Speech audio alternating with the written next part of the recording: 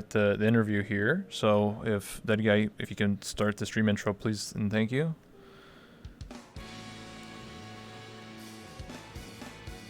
Yeah, I'm really excited for the Bunny Collab, yeah.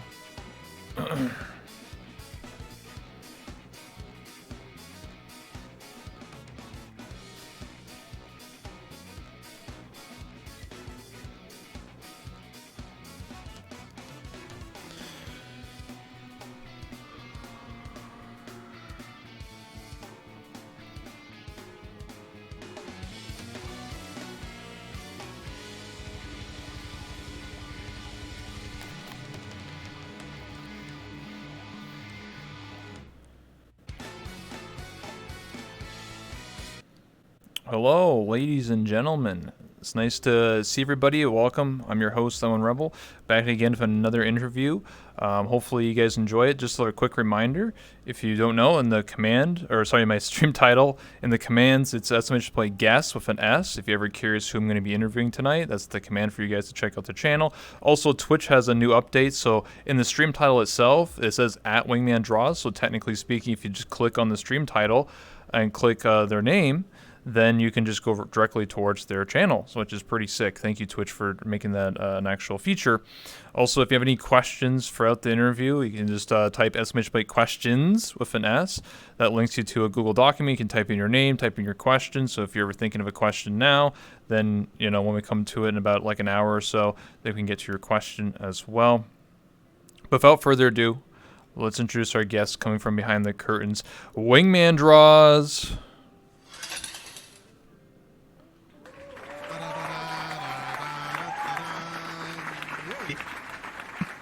Welcome, welcome.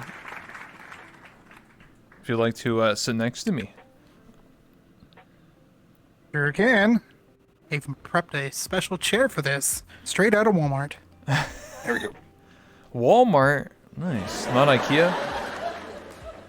No. Oh, Too high price. Oh, yeah, I gotcha. Seems like you're a bit tall for this game. A little bit. Here, hold on. There we go. Hey, you got it. How's there that? you go. Better? Yeah. I'm used to people being really tiny, so, you know, it's hard to accommodate for every avatar size. But anyway, it's not important. Anyway, so how you doing today? It's nice to see you and talk to you again, because I just talked to you not too long ago. It was like 3 days ago. Mm-hmm. I remember. No, I'm good. I'm sleep deprived today because work, but I'm doing good. Heck yeah.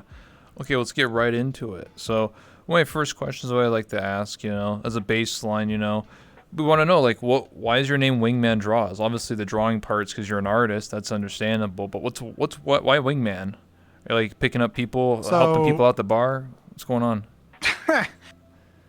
No, because I suck at doing that myself. The whole thing with WingmanDraws. So my original name ages ago, I'm talking like RuneScape 2007 and earlier on. In fact, I can even go back to like an old MMO called Nine Dragons from Acclaim. I had the name Hades Helm and then some random number, whatever was available at the time. But then a book that I really liked as a young teen called Maximum Ride came out. Ever heard of it? No. But go on.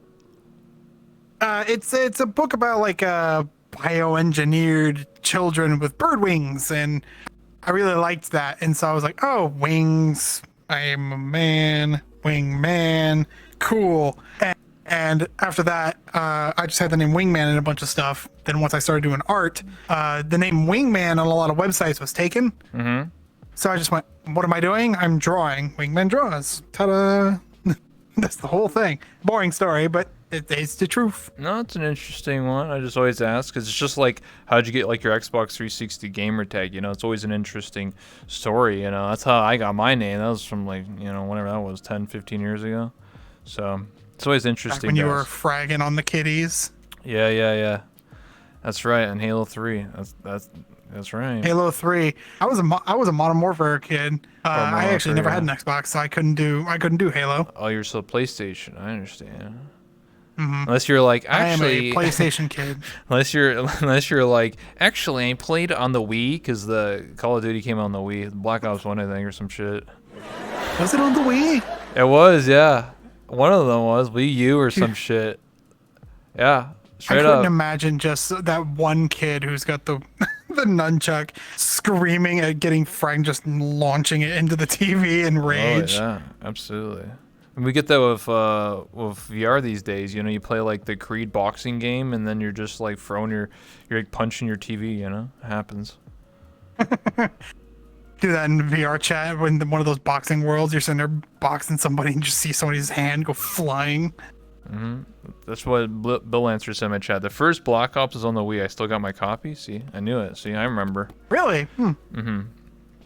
Yeah, it's such Motion a controls. Go prone. Go yeah, prone. yeah. It's such a weird concept, but that's what they did. You know. But anyway, Didn't the PlayStation have like that weird gun thing for a while? Like the VR, I think. well, the you mean Move? like the thing that looked like a phallic device, with like the PSVR. You mean? Yeah, but I know you can put the one. moves like in the gun or whatever. Yeah, and then you could use it like an actual gun. You mean like a gun that is a controller? I don't know. I never owned a PlayStation. Yeah. But I believe it. It's probably a thing. It's just like Duck Hunt or something like that from like the like late '90s or some shit. You know, and then you had like a little gun and you go pew pew pew pew pew pew pew. It's like that. You know. Yeah, and you get blinded every time you shoot because it has to flash every time. Oh, absolutely. That was the fun. You know, getting your eyes blown out as a kid. You know, sitting too close to the TV. You know, it happens. So you could see every pixel being burned into your retinas. That's right. That's right. So, how did you end up discovering VR chat? Like, how did you end up being in this game? So the reason I ended up in VRC is a little strange. Okay. I had a buddy of mine at the time who was into VR. They made models, not for VR chat specifically, but they made models for like animation purposes. They work for a big animation studio, but I can't say That's NDA fine. nonsense. Yeah, that's fine. But I was like, I was interested in making a model of my character here, and they went, oh well, you can actually use it in VR because I had a Rift S at the time for just little games, and then he goes, oh, you should try VRC. Okay, so I tried it. I even saw pictures from my first day, accidentally taking pictures with the camera when I first pulled it out. But back then I had no clue what I was doing, and it was just I was only on for like 10 minutes the first time, because if you remember that old tutorial world had all like the disco floor and all that. Yeah, I didn't know what I was doing, so I was on. I got bored and I hopped back off to play what was it? Super Hot. Yeah. That's what I was playing at the time. I played Super Hot recently. So For the first time in an index. Did you? It's so jarring, like to have like an index. You're like, wow, I have so much movement, and the game's like made like 6 years ago, and like it was made in like 2016 is when it was made. So I played in 2022. So doesn't it not have the like, you can't move, you get teleported from scene to scene, right? Yeah, you can't teleport, so you just move in your play space. That's all you can do. So you have a big play space, you can like dodge and duck and weave. You're not supposed to actually move at all. Bit of a disparity from the desktop version, because that's the version I played before I got the VR one. And in the desktop one, you can move around and go around like the entire scene. I wonder why they didn't do that for V. Do you think they were scared of motion sickness? It's hard to really say, because it was like made in like 2016, when like this is barely when like the Oculus and the Vive barely came out. So like it was very niche audience. So like this is before before even VR chat was on Steam. So like the market was very small. So I'm assuming they just did very basic things, probably because like of motion sickness. So they just made it so you just have to move like this, because if you're moving with VR, back in the day, I'm sure a lot of people will be like, oh my God, I'm sick. And they're probably like, well, that's not good. Well, back then we also had only like you said 2016, so we only had like the original Rift. We had like the original Vive. That's it. I think we had like, And, I think that was it, and they were Windows terrible Mixed Reality. for motion. Yeah, there's Windows That's Mixer. yeah, that one. So they have like that or like Google Cardboard, I think. Here, get your phone, slot it in front of your face that's like an inch away from your eyes, and play Yeah. super hot. No, I remember meeting a friend in like 2017 in VR chat, and like they had the Google Cardboard. Like they're like, dude, this is so cool, man. What? And they couldn't move their arms. They're like this. They're like, bro, it's so cool, dude. And they're like, dude, my face is super hot. Like, oh my, I'm like sweating profusely because their phone was like overheating, and they said they can only use it for like 20 minutes. It's like, Can you damn. Could you imagine? There has to be, right? There has to be that one guy who got invested in the Windows Mixed Reality. They have like two of them on their face to like get Yeah. depth, and all that. They've got like cables running to battery packs and fans, all with cardboard on their face. Oh, There's yeah. got to be one guy somewhere in VRC that does that. Oh, absolutely. Probably. I mean, I've seen some janky setups. People are all interesting, all different headsets, different things. So when I you actually got my PlayStation Moves to work in game once. oh, there you go. You mean like the little wands, right? Yeah, the ones we were talking about before. You know how some people use the Kinect for full body. Yeah. So I had a Kinect, but the somebody had told me that for being able to turn around, you can use the moves with the Kinect, which seems like heresy because you got PlayStation and Xbox on a PC all working together. But I went ahead and turned on the controllers, and sure enough, the program that I was using could detect the color of the controller. So it would also detect like the size of the light from the camera, which allowed you to basically dictate like where your foot was. It only lasted about a day because otherwise I basically had these long splints attached to my ankles, but I had the ability to, turn around, And then afterwards I said, screw it, I'm just going to stick with the Kinect. Now look at me, thousands of dollars later. Yeah, I remember I had the Kinect too. Like I had the Xbox One. So you could either get the 360 or the Xbox One Kinect, and I got the one because it's newer technology and people said it was slightly better. I remember getting it and setting it up, and I had an Oculus Rift at the time. I didn't have an OG Vive, so I would have to have like a mixed, because Oculus Rift doesn't work with Vive trackers. You have to have the base stations, the Vive. So I was like, fuck, I guess I'll just get Kinect. So I got the Kinect, and oh my god, like it took me like 2 hours to set it up, and I finally got it working. And then I was just like, yeah, I could like move my hips and like move like 1 foot up. I like can shimmy my yeah, legs. yeah, I can move like Yay. my feet like this. And then like there's some guy You can like look like you're perpetually swimming. yeah, and somebody was next to me with like actual full body of the Vive and everything, and they were just laughing. They're like, dude, that looks so jank, bro. And I was like, dude, why did I spend money on this piece of shit? I was like, man, I could have just gotten like a Vive or something, bro. Now I have an Index and full What's body. funny is the way the Kinect that I got actually was really stupid. See, I was wanting to get full body at the time, kind of like what you were doing, and I couldn't afford the trackers or the base stations. So I work overnight in a hotel. So I was at work in the like 2 a.m. searching on Craigslist. Is anybody selling a Kinect? And I found one in the town over. There was a guy, mind you, this was during COVID. Is when I started doing this. So no one is able to sell anything. No one is doing anything. But there was one guy in this town that was like, oh, hey, I'm selling a Kinect for like $30, all the cables, first come, first serve. Now, mind you, if you looked up online, any like Xbox One Kinect at the time was selling for like 50, 60 bucks at least. Yeah. It was expensive. For $30 and a short drive, that's a steal. I'll grab a soda on the way back and make up the difference. But I go out there and I'm looking at my phone. I'm like, is this the right address? It looks like a crack house. There's nobody there. Yeah. It's empty and decrepit, but it was the right house. And my phone was like, yeah, you're here. So I get out of my car. I walk up there and knock on the door, and this guy opens up, and it looks like a homeless dude that had been living there. Like literally, I'm not even kidding. He looked like the Hunchback of Notre Dame. Like Yeah. he's sitting there like, my Kinect? Master, he's there. There's a guy here for the Kinect. He's ridiculous looking. But he goes, "Are you here for the Kinect?" And I was like, "Yes, I am." He goes, "All right, come on in." I said, "I'd rather not." And so he goes, "Okay, your loss." And then he shut the door on me.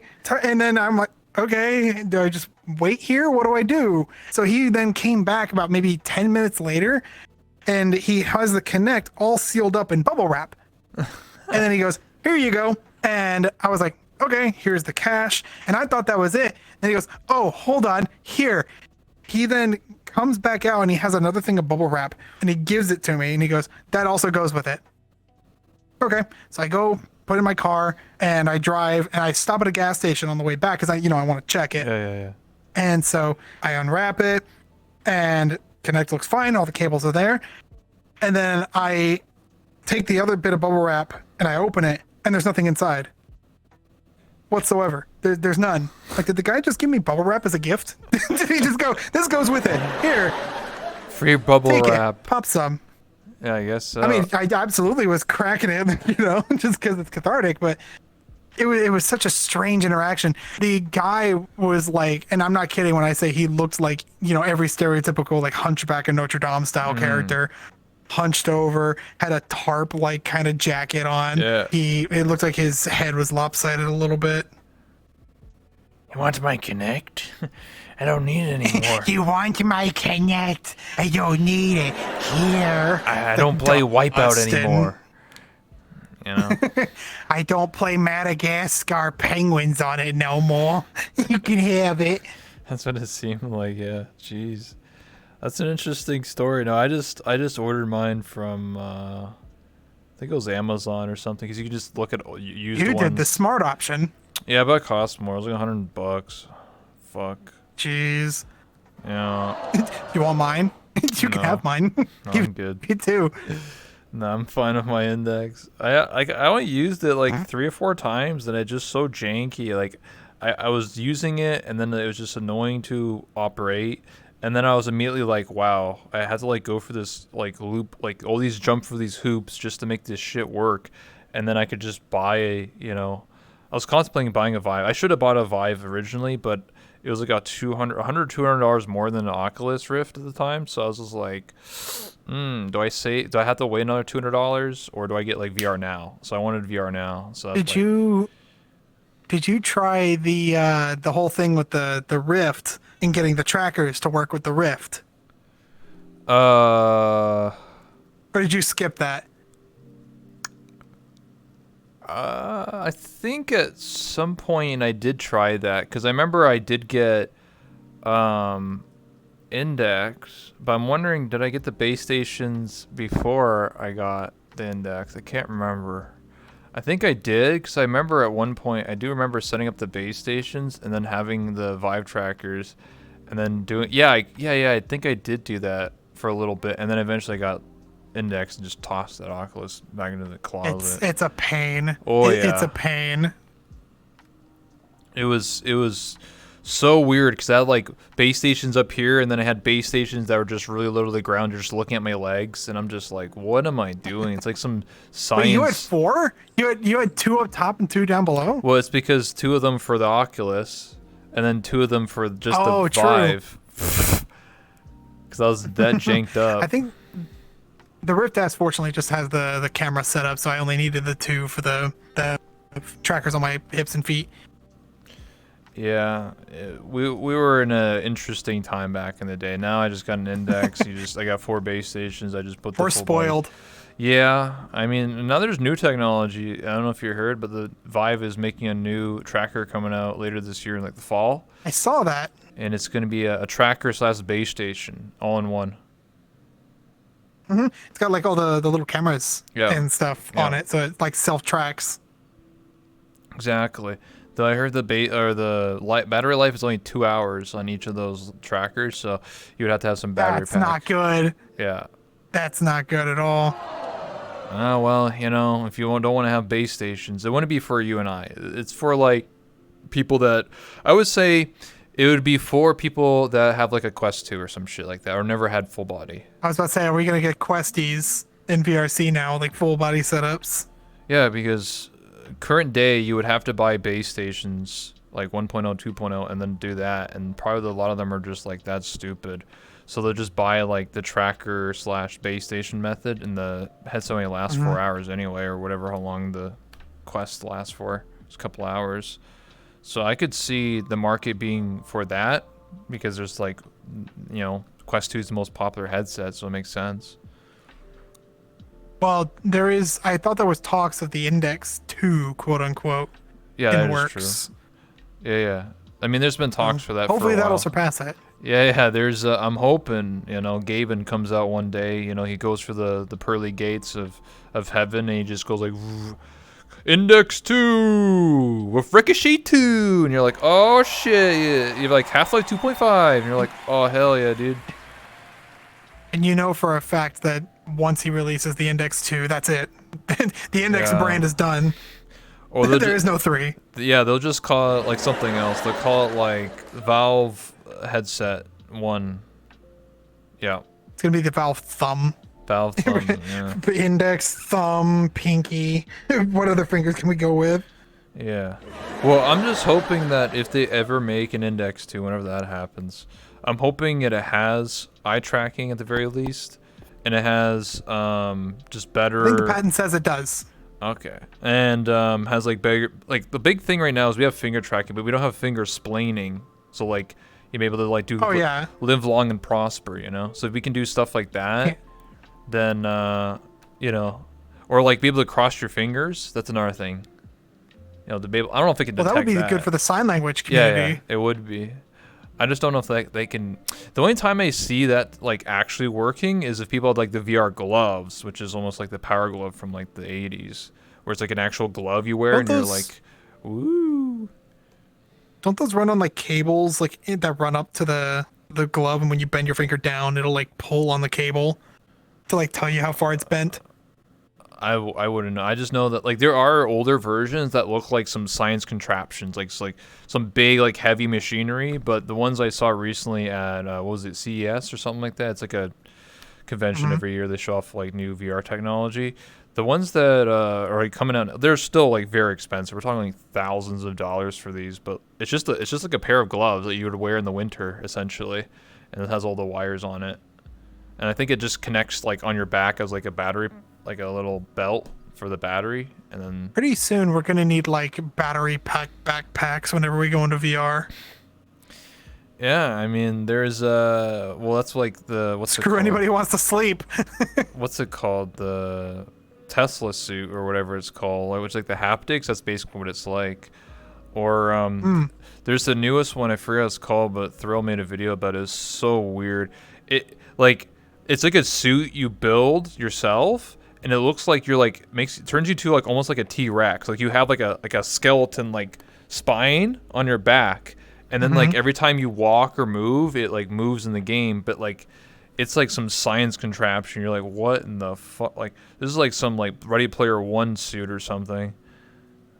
But it works. I've seen like we're getting to a weird point when it comes to like 3D printing stuff. There's a guy who I saw made like an entire exoskeleton like for cosplay or like a centaur build. And what's really neat is that as they walk, it's super lightweight because apparently you just attach it almost like a belt, but it sticks off the back of your body. Yeah. And as you lift your left leg, the right leg of the back of the I guess the Tor body would also lift. And it goes back and forth. So it actually properly locomotes. But then apparently they have like a switch or something. Like they hit a button and it swaps what cables are connected to what. So that way if they want to just lift both of one side or the other, they can do that too. Or like, a pose or something. It's really neat. It's really interesting stuff. Yeah, like VR is just getting more and more advanced. Like the Quest 3 is going to come out in the fall. So curious what that's going to have, or what's this going to entail in terms of the features on it. The PSVR already came out not too long ago, like a week or so ago. That doing well? I haven't heard anything about it. Well, I just watched like Thrill Seeker and a couple other people that just review it. Like Thrill was kind of mixed. Other people are like, this is great. So it's kind of just up in the wind. I mean, it has the original PSVR. It's not that good. Yeah, the newer one has eye tracking in it, and then also has this very interesting feature where it tells where your eyes are looking because it detects your eyes, right? So like if you're focusing on something, then everything beyond that will be blurred, just like real life, just like depth perception.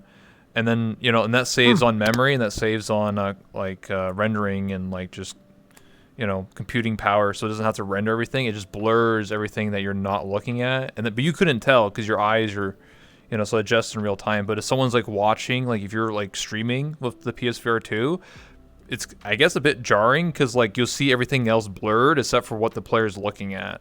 So from a viewing point of view, it's going to be a bit weird.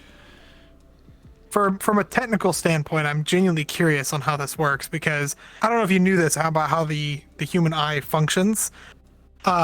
We don't see smoothly, that's why people get motion sick in VR, or a more accurate example is like a merry-go-round, right? You know how people go on merry-go-rounds and they get motion sick and they they don't like it. It's because as you go on a merry-go-round, your eyes are being forced to see things smoothly and they don't know where to focus. And so it makes you motion sick. It's the same feeling in a car. However, in a car, we get used to it because we do it so often.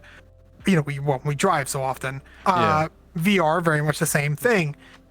But I wonder, in that case you mentioned, where it blurs everything, does this mean that it's not rendering everything in real time? Is it rendering only, images, basically? Because your eyes dart left, right, up, down, and create an image. Mm-hmm. So I wonder how that's rendering. And like you said, if you stream it or somebody else watches it, that's got to be really weird to like just see flash, flash, flash, flash, flash, flash, flash, as you look around. Yeah, it was like it was Linus Tech Tips was reviewing it, and then the guy was like watching him on a TV, like displaying it. He's like, and he's like, and Linus is like, "What am I looking at?" He's like, "Oh, you're looking at that tree because that's the only thing that's in focus. Like I can definitely tell what you're looking at because everything else is blurry." I was like, "Oh shit!" So, that seems interesting. I'd have to take a look. I don't watch much of his videos, but I can definitely take a look at that. Yeah, it's interesting, and it's also using the newer lenses, the OLED lenses compared to what we have. So this newer technology has less of a screen door effect and stuff like that. More true darkness and true colors. So because when I play a game and I'm like in the dark, like in an actual spooky I still can see everything, even in the dark.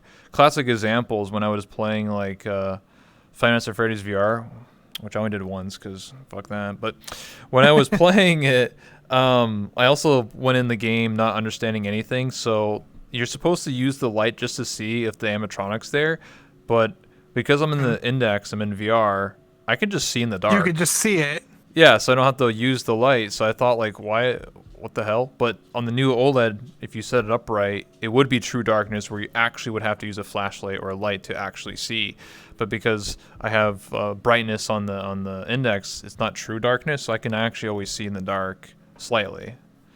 So one of the reasons why I don't get scared in VR games, like especially in VRC, I don't like going to horror maps. In VRC, mostly because they're just cheap jump scares. They don't build on the horror, and not to dog on anybody who's made a horror map or anything in this, but none of you guys know how to do horror right. Like you try and make the lore, you try and make the story, but it's always referencing like Resident Evil or something that has done it correctly. Yeah. And then you just have the cheap jump scare, later on. But 9 times out of 10, they're like, "Oh, you're in darkness." Like, I can see the room. I can see the lady. Like, that's gonna scare me right there. Yeah, that's what I'm saying. She's standing there with a spoon. It's like, what am I supposed to go? The true horror is going to FBT Heaven. That's the real horror map right there. I could do you one better, Void Club. Or Void Club. Yeah, the Void Club, the Black Cat, any of those worlds. That's the true horror right there. Toothbrush Gang shows up and you're like, oh shit. No, you want true horror. Let's talk the original Fur Hub. Really? What was wrong with that? It was a prime target for like those raid groups to come by and mess with people. I'm not a mirror dweller, but I will absolutely defend like people who are just there to hang out. Yeah. Because they're, who am I to judge? But these people would come by and like, I think the most recent one that I remember happening before the world like migrated or changed, was like what's the game where they go Darius Vault? What's that one? Some like Crusader game, some like medieval game.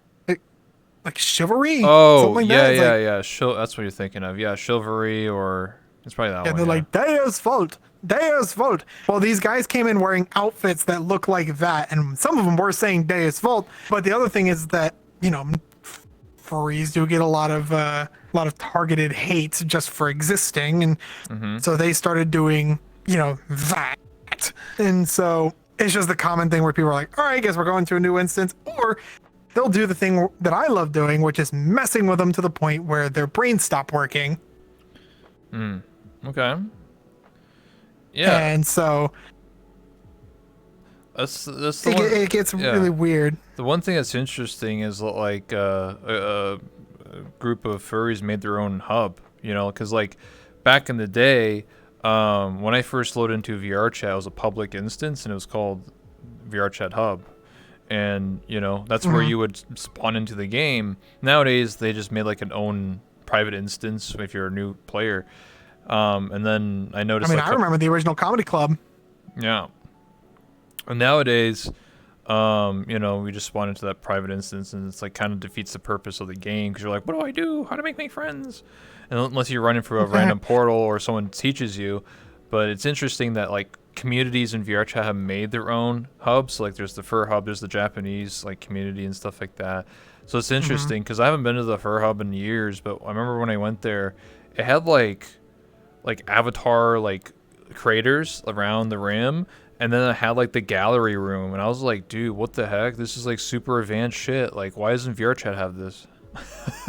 See, nowadays they've updated it, so they've got two versions of the Fur Hub, and it's you got Fur Hub, which is its own thing, and then you've got Fur Lounge, which is now a separate thing entirely. Okay. Fur Lounge is it's kind of like what the original Fur Hub was, where it was just kind of like a hangout thing, you know, just kind of go there, meet people, you know, do whatever. But Fur Hub has now become sort of a let's advertise furry creators and their modeling stuff. So you'll go in, and when you go up the stairs, you'll see like a sort of 2-level system, and there's entire like giant billboards. Think like VCATs, you know, how they have their giant booths. Yeah. You have those, but each of these also allow you to have a public avatar. If you go up there and click it, you can use a public version of the avatar you're looking at, which is really neat, and it's very you know, it's very friendly for new users who want that kind of thing.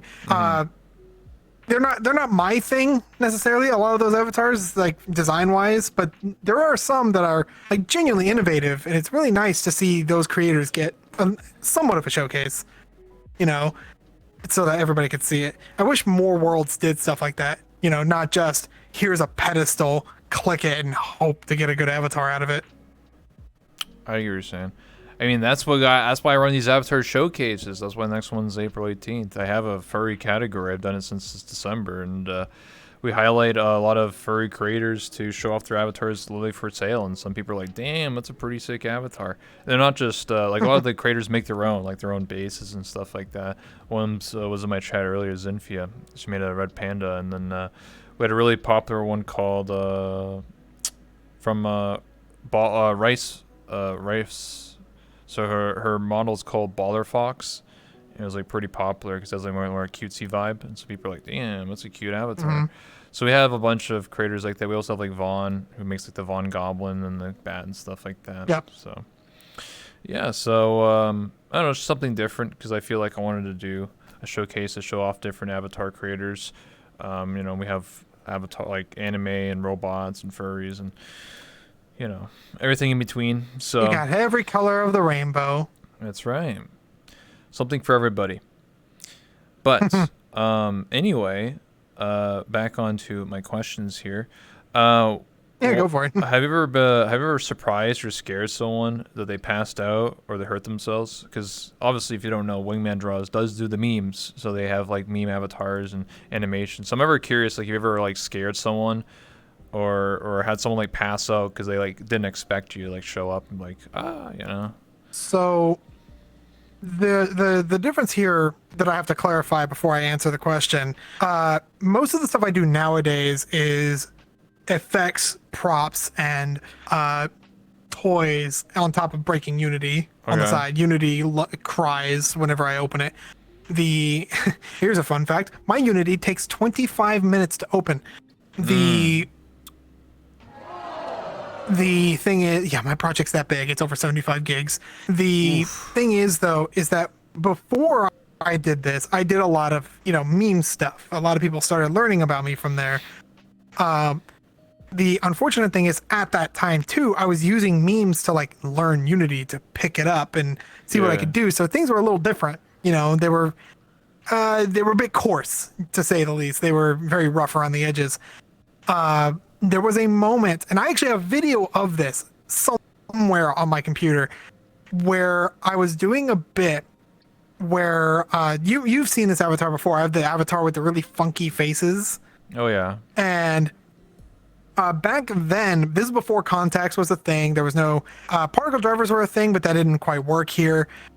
But the idea was I would hold up a sign, and that sign would simply say, "Slap me," and then in parentheses, "Please." That's all I said. Yeah. And people would come up and they'd see, this, and they're like, "Oh, of course I get to slap you." They'd warm up their hand, get ready, and they'd hit me, and I'd do the whole reaction. When I turn around, what they would see is my face change, and make people laugh. And that was the whole bit, and I'd have all the different faces, and I gotten accustomed to doing that. However, there was a moment that happened with a guy where I was doing the bit and my controllers were messing up. I had just gotten the index at the time. And so I was having a hard time like getting a gesture to work. And so he kept trying to hit me. So as in a bit of an improv moment, I timed a slap sound whenever they hit me, right? I had a thing where I go swoosh, and get hit.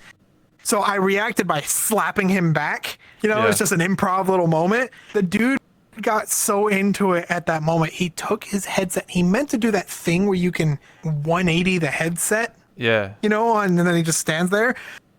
All I heard, I never got confirmation on what happened. All I heard was they whip around and then a crash, and then the dude stood still. Like, when somebody disconnects, like in the middle, they freeze. It looked like his model went and turned into a poltergeist because he stood like this. We heard a crash, glass break, and then he disconnected from the world.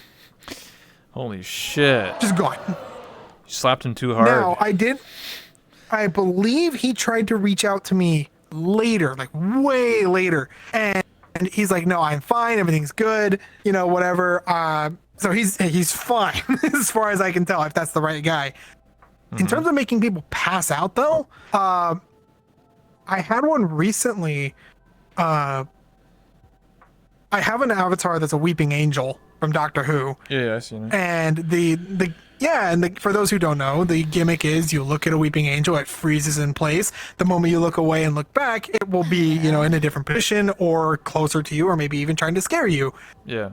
Well, I found myself in an instance where people were seeing me doing the weeping angel. The thing about the weeping angel is that it's local to each person that's viewing it at once. Yeah. So if you look away and look back, it'll be in one position for you, and then someone else looks away and look back, it'll be in a different place for them. So I was doing a bit, and I was kind of jumping around. I wasn't trying to scare anybody. I was just kind of, existing, and people were looking around. But the unfortunate thing about the Weeping Angel, it's got an automatic jump scare. You see, when you look at it for about 9 seconds and then look away and look back, if I happen to be close enough to someone, doesn't even need to be you, just anyone in general, it will do the classic Weeping Angel, like face, jump scare, orange lighting underneath, the works. Well, I was showing somebody how it worked, and in the moment, it must have activated the jump scare for somebody, because all I heard was a girl next to me scream, and then her headset freaked out. But then all I could hear for a little while was like, very shallow breathing. And I got very concerned very quickly. Oh my God. I thought I was causing somebody to have like a seizure or something, which never a good thing. So I very quickly turned off the effect and did everything I could to check her. Now, it turned out she was fine. She just wasn't expecting the scare. However, she did tell me that it was funny because her roommates came in and have never heard her scream like that before. They got super concerned. So she was like, she had to explain the whole situation with them, then explain the situation with me, but she's fine. It was all good. Damn. I've never had anybody pass out though. I guess add that to my bucket list. I don't know if that's something I should go for. Probably not. I have had somebody admit that they soiled their pants once. That was a fun one. I knew someone that was like that. They had bladder problems, so every time they would get like even the slightest jump scare, they say they would always pee themselves slightly, and I'm just like, oh, that's rough. Like an excited puppy. Yeah, exactly. So I was just like, that's a rough life to live. If every time you get a little shocked, you pee yourself a little bit, and I'm like, damn, fuck. Yeah, my lord. The thing about the avatars, like, I'm not a big fan of jump scare style avatars. Hell, even the ones that I have for Halloween. I think I've shown you. It's the one with specifically placed teeth. Yeah. The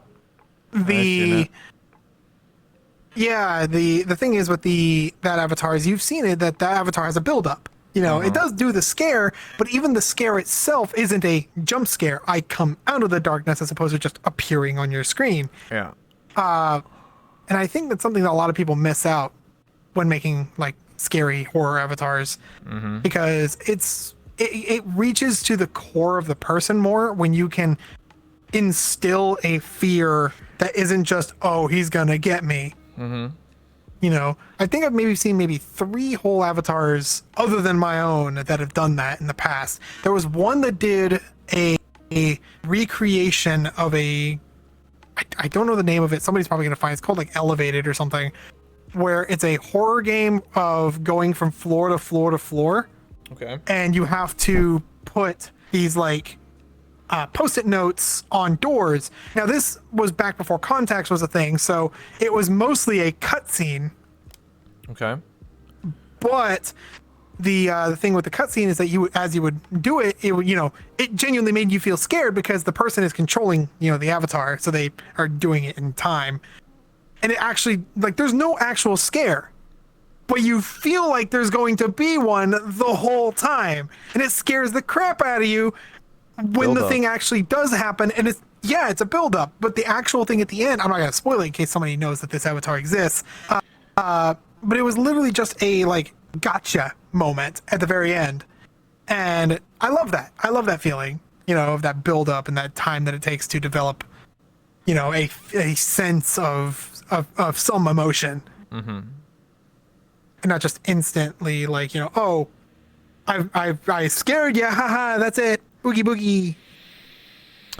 Having fun yet? Yeah, no, I feel like I think jump scare avatars go for the immediate response because it's something you can like make a tweet about or a YouTube video about, and then just go from there. You get like a Twitch clip, and that's it. Yeah. I feel like the instant like reaction is what people seek out for when they make avatars. Because like if you have like a 10-minute build up, then like you can only get like one person really. Like that's an investment. It's an investment. You like most people have like ADHD where they can't pay attention for longer than 5 seconds.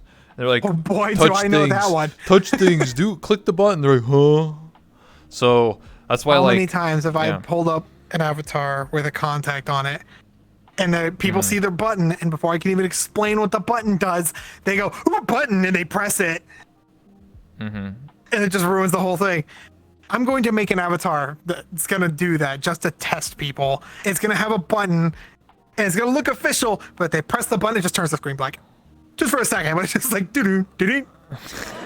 That's all it does. It's just doo-doo, doo-doo. You should make it so, like, if they press the button, it just makes the screen go black, but if you actually explain the whole thing, then the button, like, turns red or blue or something, and then it actually does something else, because they waited and are not like super like they get timed.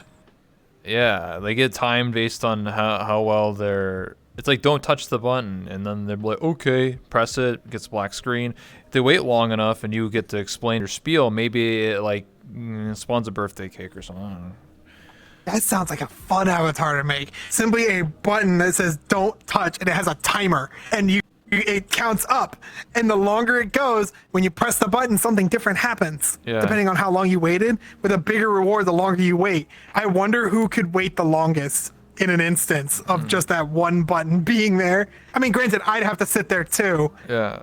or go AFK and get a sandwich, and just come back and see who's still there. I just only set it to like a minute. But that- I think a minute's long enough for somebody to see if they're well. Because either they wait a You minute. underestimate how dedicated people are. Either they wait a minute, they get the actual reward. If they don't wait less than a minute, then they get the black screen of whatever.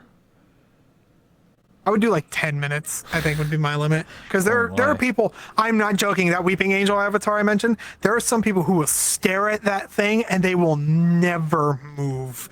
They become statues themselves, like staring at this thing. It's great. I believe it. So maybe that'd be a fun avatar to make. That's going on my list. Hey, I got you an idea.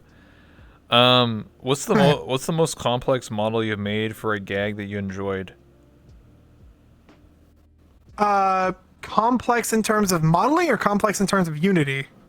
In terms of like functionality, getting to work, getting it to function, you know, all the basically start to finish, like the most like, man, I spent like 2 months on this, you know, like I expended The Minecraft avatar, VRC Okay. blocks, easily. VRC blocks has been a super rewarding but super in-depth system Yeah. to work on. There's so many little gimmicks that I've learned through not just others, but through my own discoveries. There was a discovery I made ages ago when Fizzbones came out during the beta, where I found out my tracking is messing up apparently. Where the like when you have a Fizzbone, so for those who don't know, if you have a Fizzbone with a floor collider and you try and, you know, play space into the floor, Yeah. that tail or whatever is going to collide with the floor will not go through it all the way. The very tip of the bone will always point at the floor collider. Now, what I found out doing this, I wasn't the first to find this. I believe a person in the Japanese community found it first. But what you could do is if you have a bone and then you have a collider and you put it at the base of the bone, right? And then move that up and then move that collider, the bone will turn to that collider, right? Because it's, you know, it's trying to point at the floor, but that gives you a angle readout doing that.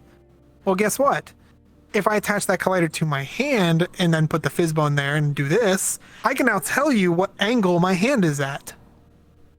Okay. And I can use that for things like detecting what direction the block is being placed in, up, down, horizontal. Very advanced. It's really things. neat. It's honestly like, Damn. it's honestly super fascinating, but Yeah, there's entire gags even within the animations. I have I think it's over 75, 85 animations alone in that avatar just for placing blocks. God damn. My follow-up question is, what's the most like complex model avatar again? But this time the joke fell flat. So like you made something, put a lot of effort into it, and then like you know performed on stream or in front of people, and then like the joke just fell flat. Like nobody got it. It was like you could hear the crickets, and you're just like, "Fuck! I spent 2 weeks on that." See, I've not really had one that the joke like just bombed. Yeah. I have had some where I made a small thing for like myself and it just kind of went nowhere. Okay. For example, have you seen that the meme of somebody asked me what it means to be British, that video, and he's like explaining all the different things. Sure. Yeah. Yeah, I made that as a test for Visime animations. I wanted to see if I can lip sync accurately. And in doing so, it's funny to me because I have a lot of British friends, so I Yeah. get the joke. But for those who aren't British or don't know the stereotype, it's not funny at all. Like Yeah. they'll laugh at the funny man accent and they'll laugh at the things that are happening in the animation, but they don't get the true joke. So I don't think it fell flat, more so than they just don't understand it. It's like a knock-knock joke. They can get why it's trying to be funny, but not understand the funny. I get you. So that's probably the closest one I have that I can remember. I've got what's it, like 104 avatars currently uploaded. I Damn. delete them on the Oh, regular, okay. but that's currently what I have. Damn. Okay. No, I have all my. I never delete a single one. Even if it's 5 years old and it probably breaks every time I go into it. I don't know, just for memories. There's Like, so many avatars I have that are testing avatars. They like, I'll go into Unity and I'll just go, all right, build and test, just to yeah. test something real quick. So No, I gotcha. We're coming up on the hour here, so we're gonna have to take our ad break here real quick. But how you doing so far? Are you doing good? You feeling right? So after the break, we'll ask more questions, more in-depth things about like memes and props and gags and things like that, and who inspired you. I already and, talk a lot, and you decided to bring me here where you made me the spotlight. That's your problem. No, that's fine. My job is to talk to people, so I'm having a wonderful time. Anyway, so let me get this. Just admiring my own fizz bones. You guys are helping me test stuff. I'm just looking at my fizz bones like it's a mirror now. Yeah. So let me hook this up real quick here. Ooh, which one? Which one are you? That one. Hello. Ooh. I'm gonna let me wonder.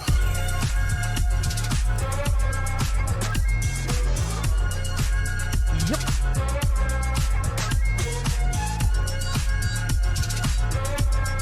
I'm gonna let me wonder.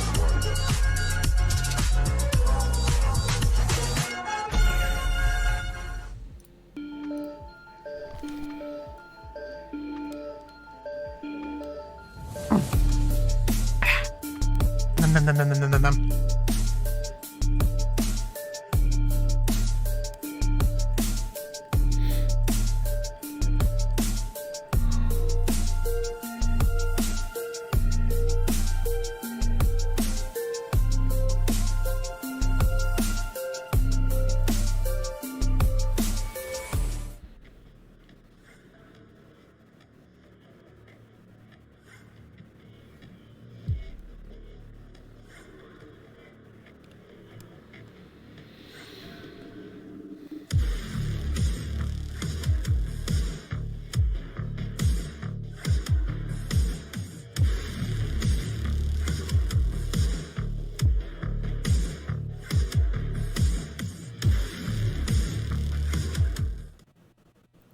All right, can you put the camera back on me, dead guy? All right. Let me put the music back on. My lo-fi hip hop real quick. All right. First ad is by New Eden Interactive, run by Marina, Dragonflame, and Odd Oni. Together, they work together on avatars and have their own world called Starlight Spire. So check it out. Check out their Gumroad page at neweden.gumroad.com. Second ad is by Gray. She creates avatars, which are all available as shown in the trailer. Check out her Gumroad at smallgray.gumroad.com. Lastly, we have an ad by Amazon, who is a Twitch streamer, so check out their streams at twitch.tv/Amazon. Thank you to all my patrons for supporting me, and if you'd like an ad or to support me, consider Twitch subscribing or using your Prime Gaming subscription, or go to my Patreon at patreon.com at ThatOneRebel. Thank you so much, everybody. Let me check real quick here how much time is on the ads, and then we'll continue. We just gotta make sure. We still got like a minute 40 to go here, but yeah, it happens. Oh. Damn ads, it happens. It is what it is. Damn ads. No, never. Yeah, it's rough, but I purposely like do the pause and sort of chill because I would do interviews in the past, and essentially people, because on YouTube they don't see any of this stuff like the ads, like the Twitch ads, but like on Twitch when they're watching it live, they would miss like 5-10 minutes of like the interview and be like, bro, I just missed like the good part, what the heck. So I purposely pause myself for a couple minutes just to get through it. It is annoying, but it is Twitch, it is what it is. So I kind of just have to sit there and kind of just chill for a bit. Did you see the Twitch streamer? I don't know who it was. There's a guy like rebelling against the absurdity of how many Twitch ads there are. So he's running Twitch ads 24/7. No, I've never seen that. I don't know the channel. Somebody would be able to tell me. It's actually really crazy to like see it because the footage is weird. like it'll run like a bit of like, I don't know, like Mario movie trailer footage, like for like Yeah. a second, and then it's just ads, and then another second, then ads, and then another second, then ads. It's just non-stop. Oh, I think I know what they did. Because in the ad manager, you can put how many ads you want, and technically you put as much as you want. So you probably put like the max, like 60 hours of ads in a minute or some bullshit like amount or something like that. So Yeah, like, it's like, yeah. So you just fucked with the settings. and so yeah, and abusing that for like as a protest, I think is brilliant. To just go, here's what you already put in there. We're gonna put it in by your own rules. This is allowed. I gotcha. Yeah, because the bare minimum is you have to run at least 90 seconds of ads. That's the minimum. But technically you can run as many as you want. And the incentive was like, oh, if you run more ads, we'll give you more money. But then you're like, it gets like ridiculous where it's like 7 minutes of ads every hour. And then it's just like, holy shit. Like, what is this, man? Like Game of Thrones level ads? Like, bro, like, dude, you watch a show. Oh, out of nowhere, 10-minute ad. Like, man, what is this, TV? So Exactly. agreed. I personally, whenever I stream, I only ever run one like set of ads per hour. Yeah. That's it. I don't care about anything else. I only do that because that's the requirement Yeah. that I need to meet for like affiliate, and that's all. I got you. Well, the ads are over now. Congratulations. Welcome back, everybody. For anyone that's not subscribed or just tuning in. Yay, no more ads for the rest of the stream. Yahoo! Sick, bro. Anyway, back onto the interview here. So how has your skills adapted and evolved over time as a content creator and making avatars, you know? Do you see yourself like, you know, have you hit the ceiling, or are you still like, oh, there's so much I can still learn? So we'll take this part in parts. Is there a ceiling? No. The thing is, like, we're always figuring out new things. Like, it just as a general player base, we're always figuring out stuff.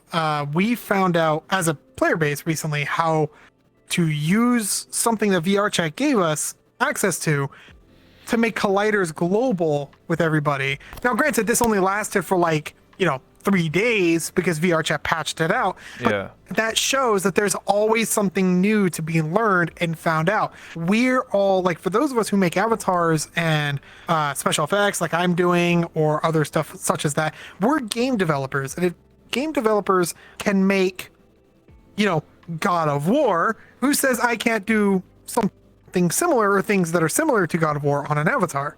I may not know it right now, but I might be able to figure it out or make something similar.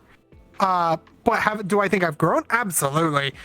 Just like anybody else, I started with no avatar. I had nothing when I started playing this game, just like everybody else. Yep. I came in, I used one of the default avatars. I think I used the one for the longest time that was the tall blonde lady with the pink jacket. I think it's the one that I had for the longest okay. time. And then I was like, I want an avatar. So I started making this one, albeit not this nice looking. It was horrendous. If you've seen my Twitter, you've seen how relatively recently I posted pictures that I found of the original model. I actually still have the original model files of this. She looks like she got hit by the ugly bus. It is horrendously ugly. It is very, very, but it is so bad. But just being able to look back at that and look now, it's night and day in how different they are. I had to learn how to make a toggle, and in Unity, where I had no experience, is daunting. They go, here's parameters, here's this, here's that, animator this, that, this. And just making a toggle, for the first timer can be daunting. But now you look at me, I'm quite literally importing Minecraft mechanics onto avatars within a day. I'm just like, oh, I want to add a pig, then snap, there's a pig. I did that pig in a day. Damn. That's impressive for one day of programming something. Yeah, you should have seen the bugs. You should have seen the bugs. Frank the Pig has given me so many bugs. At one point, I turned him into a Hadron Port Collider. Oh my god. I mean, you know, He had a bug where he would constrain to himself and spin at Mach 10. hell It's the yeah. funniest thing to watch a Feature. Minecraft pig just go. Brrrr. Have you I'll make it a toggle. have you ever done any like OSC related stuff with your avatar? Because that's been a thing for a little bit while. So I'm curious if you ever done any of that stuff. The only thing OSC that I've ever used is the ability to reset your avatar with OSC Oh yeah. without Size, having scale. to recalibrate. Yeah. Yeah, with the scaling thing. I don't know how to code. I know the okay. basics of it. I've done some scripting, like very basic level for the Minecraft avatar specifically, to get some things to work. But if you were to tell me, hey, could you make X in OSC for an avatar? Not at all. Not at all. There's people far better than that for that than I.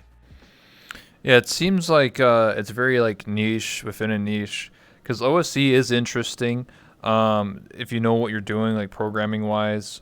Some people use it for eye tracking right now, face tracking, but there's like more plugins you can just download and get that to work. The OSC stuff that I've seen, TTS, I yeah. think. So there's TTS of OSC. The one thing that's interesting is there are some streamers who have been using OSC where like, oh, if someone gives me 2 subs, then I get shot by a gun or I ragdoll randomly when I'm talking to somebody. So some streamers are using OSC in that sort of sense, but very, very few, very, very niche, because it takes a lot of That'd be very dangerous in my hands. every 5 seconds you're just ragdolling and like people are basically controlling the memes for you and you're just like, what the fuck? Well, no, mine would make it a game. See, mine would make it a game between the viewers and myself. Because I do think that being able to just spam stuff on stream is fun, but if it becomes more of a sort of a game between the viewer and the streamer, it involves it drives interaction and sort of a level of spite, like friendly rivalry between people. So imagine this.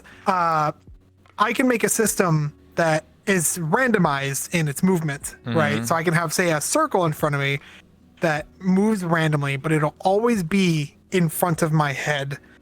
But let's say somebody drops a sub. Doesn't matter what kind, just a sub. And at that point, the system will stop its movement and shoot a ball at me, like a dodgeball. And I have to physically dodge the ball, or I will then ragdoll and you hear the classic ting, off my head. That sounds amazing. But the other thing is that I would have to make different systems for like different levels of subs all the time. So I'd have, because they get that kind of thing gets stale after a while. If I get raided, for example, a funny one would be if we're gonna stay on the ragdoll idea, I could be walking in a world and I get raided, and then suddenly like a Looney Tunes style springboard flings up from under me. You just see my body go ragdoll somewhere else. Just like, uh-oh, okay, what happened? Because I don't know if you knew this, you can turn off your locomotion entirely, so you can't walk for a duration of an effect. So let's say that the sub happens for the dodgeball one. I could turn it off and I can have a counter appear on my screen that goes 3, 2, 1. Like I have to suddenly dodge it, Yeah. Like I have to react. It doesn't matter what I'm doing. If I could figure out, like, if somebody wants to help me with OSC, hit me up. I will happily make that, and I will set up a stream to do that in Super VR Ball. So I have to dodge while speedrunning Super VR Ball. That'd be hilarious. Just dodgeballs going left and right, trying to speedrun the stupid game. Yeah, I mean, it's going to be interesting because obviously eventually there's going to be a World OSC as well. So I'm definitely interested in that aspect. Some people said, oh, I should do stuff with OSC with my avatar during interviews or world stuff, but I don't know how to do that. So I would have to pay someone hundreds or thousands of dollars to do that. And then it's just like, is that a worthy investment? Because if you learn it yourself, then it's free, but I would have to pay someone exorbitant amount of money to have that feature. And then if it's not used, then damn, I just wasted my money. I could have did something else. I only recently had to pay somebody for the first time for an avatar thing. Usually because I make things myself, but I don't know scripting. Okay. So I needed to pay somebody for the first time. It was a weird experience for me. Well. Someone's starting to get Hey, addicted. thank you, Lily, for Lily the just sub. Appreciate resubscribed it. for 6 months. My next question is, how'd you get into streaming? I'm definitely curious because you told me that you streamed actually like ages ago, but just infrequently. So what got you like convinced into doing it on a more regular basis?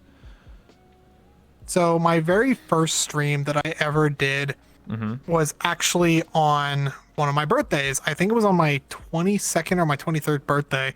I decided to stream on Twitch while I had some buddies watching me. It was a stupid challenge that I decided to do where I played the Crash Insane trilogy, specifically the first game, where I did the entirety of the game in one go, in one sitting, but every death that I took, because I can play that game almost perfectly sober, but every death that I take, I have to take a shot.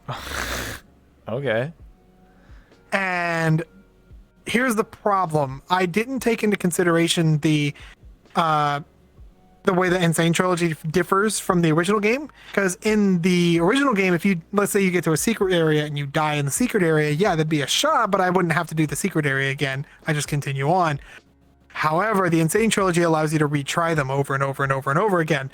And yeah, let's say 1 shot, 2 shot, I'm still fine. 3 shot, 4 shot, I'm getting a little sloppy. 4 shot, 5 shot, I'm like, what's the right controller? Or what's the right stick? Yeah. It gets a little weird. And so that was my first ever stream.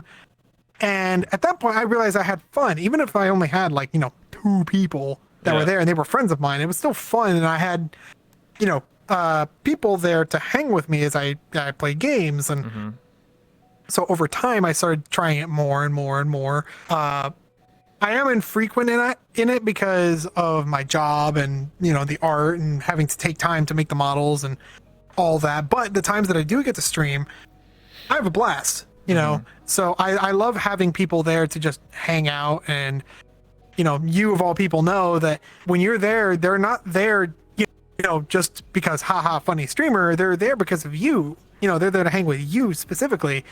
And that makes me feel special. Pardon me touching the heart a little bit. It makes me feel special and wanted and loved. Of course. Yeah, I mean, whenever I do... Don't you give me that. Yeah, whenever I'm just chilling and then people are like, oh, hey, you're the interviewer guy. I love the last interview. When's the next one? And I'm always just like, hey, maybe tomorrow, So, people want to talk to you and hang out with you and have a good time. It's a good feeling. So... It is a very good feeling. It's very rewarding. Yeah. So where'd you come up with the ideas for a lot of your, props and items and stuff like that? Do you just sort of oh, this would be really funny? Do you get a Jimmy Neutron brain blast when you're coming up with an idea, or where's the inspiration coming from? So it really depends. If it's a prop or a toy, I love bringing mechanics and gimmicks from other outside sources into a VR platform. Because when I first started using VR, the unfortunate thing was at the time there wasn't a lot of games that really excelled in VR control, for things. And one thing that I want to do is I want to bring those mechanics that I wish I had into my props. For example, taking I've been making the Jack and Daxter guns for as a prop you can buy. And the thing is with the Jack and Daxter guns is that in that game you're on a controller with Jack, but it'd be cool to actually rack the gun and fire. Yeah. And so I wanted to bring that in. But when it comes to that's props and toys, but when it comes to the bigger stuff, the effects, the game avatars and stuff, if it's not nostalgia, it's usually me just sitting at home drawing, or if I'm at work and I'm on a YouTube video and I get down one of those weird rabbit holes where I get obsessed with something for a little while. And in order to exercise that obsession from my brain, I will usually make that into something. It's along the same lines of when you have a song stuck in your head and it's on loop, but you always get stuck at that one part that you can't remember the lyric of. Yeah. That's me with my avatars, where I'm for example, I have an avatar that's entirely built around the whole the idea of silent films and the cards that could show up, for text. Yeah. For what they're saying. And that came about because I got into a rabbit hole for a week of just watching silent films, specifically Charlie Chaplin. Yeah. And so I kept finding myself back into it. I wanted to get myself out of that loop. So I figured I would work it out by making an avatar and then using it. Because that way, if I'm ever in that mind space again, I can just use the avatar to fill that need. The other thing is that sometimes, believe it or not, people do have smart ideas, and they will, whether I want it or not, offer me those ideas. And sometimes I'm like, you know what? I'll give that a go. That's actually how the Minecraft pig came about that we've been talking about. Somebody said that I should make a little pet, and originally it was going to be a bee, like a little Minecraft bee. Yeah. But unfortunately, the bee has a complication because, unlike the pig, which only has to go forwards, backwards, left, and right, the bee has all those up, down, diagonals. You've got all that to worry about. True. And so things changed. But inspiration for me comes from all over the place. There's no one solid spot. I'm not the kind of guy who just goes on YouTube and just goes, what's going to be the avatar for today, and just picks one, I gotcha. How often, so outside of working on an avatar or at your job, do you ever explore? Do you ever go to clubs or off-stream events in VR chat? Oh, often. 90% of the time when I'm not making an avatar or testing one or something, I am just hanging out with people. If I'm not working on something. Yeah. The most recent one that I went to, I often do games. I already mentioned Super VR Ball. I love playing that game. I speed run it. It's ridiculous, that game, when you get good at it. Yeah, I have some friends that are like that. I have some friends that are like that. I'm just sitting there I'm just here to drink. And then they're like, we have to go as fast as possible. And I'm like, what the? And they're always just like, Rebel, you're taking 10 years. I'm like, come on, man. I'm just here to chill. I got to the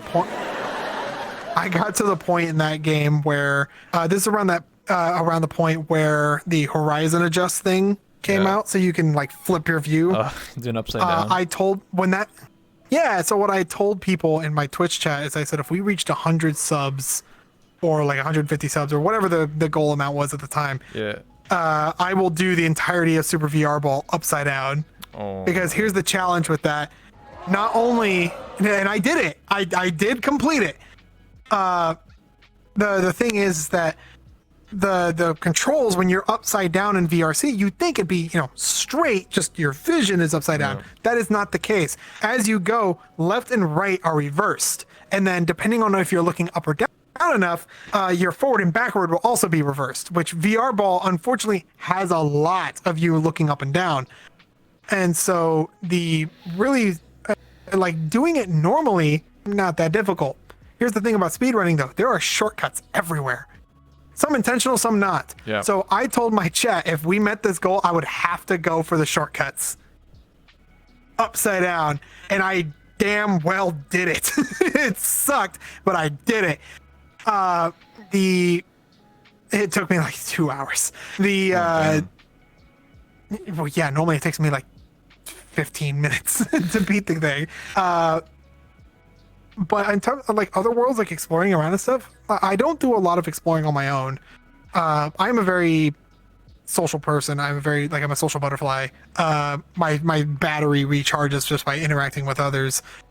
And so even though I'm very introverted, in person, I don't talk much. But once this comes on and the avatar is on, I'm free to goof off and be weird.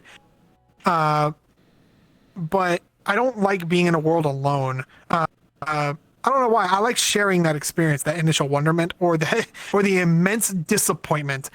Great Moon Aroma and I were doing a thing recently, and I won't spoil what in case you're a fan of his, but there is a thing coming out about it.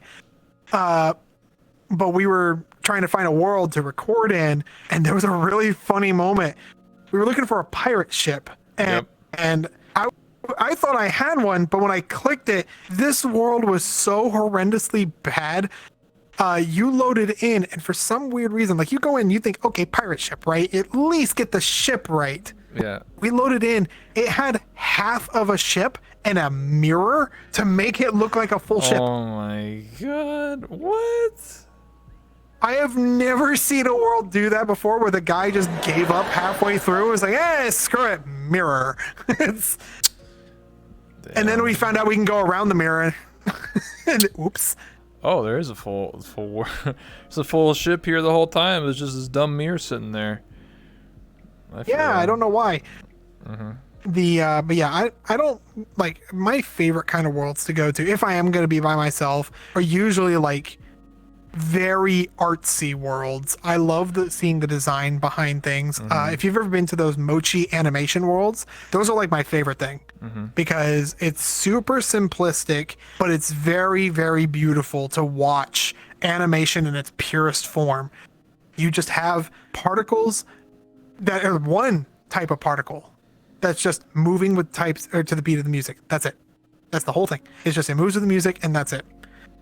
And I love those because it's almost inspiring because something that beautiful is made with one particle and I don't know, it takes me so much more to make similar things at times, and seeing that one thing just inspires me. I gotcha. So if I ever need to pick me up, I'll go there. But like, do you see me going to those random meme worlds with Shrek, the god Shrek, looking down at me? No, not at all.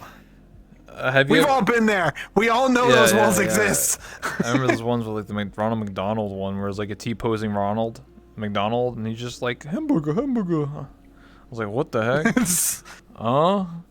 But have you ever? Isn't there a world that's like it's a game or something you can run away from like memes as like horror monsters? Yes, there is. Yeah, it's like running from it or something. Basically, it just has JPEGs. You can just run away and try to survive. Yeah. I played a few times while drinking one time. It was interesting.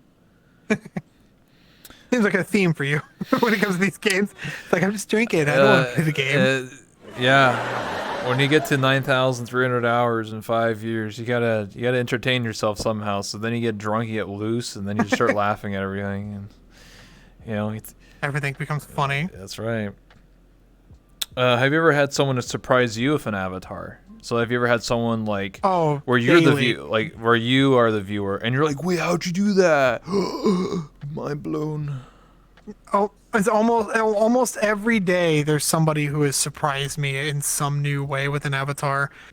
Believe it or not, 90% of the time there are like hidden gems on almost every avatar to be found that I don't know about. Just because I make these advanced things doesn't mean I don't love and appreciate little details. I get people all the time that will come up to me like, look what I did, and they'll show me a toggle they made, and that's cool, but they don't catch like that little detail that they put in, of like, let's say they have a knife and it has a keychain with a very particular chain, and I'm like, ooh, that's really neat, did you do that yourself? And they're like, yeah, this is from the game or something. And I love that little thing. That often enough, it's the small things that get me more than the big stuff. That being said, there are certain people that I know who go above and beyond, maybe not just with the avatar itself, but how they're using it. There's I don't know if you've interviewed them, but I think, is it Beam? Like BEAM, BEARM, something like that.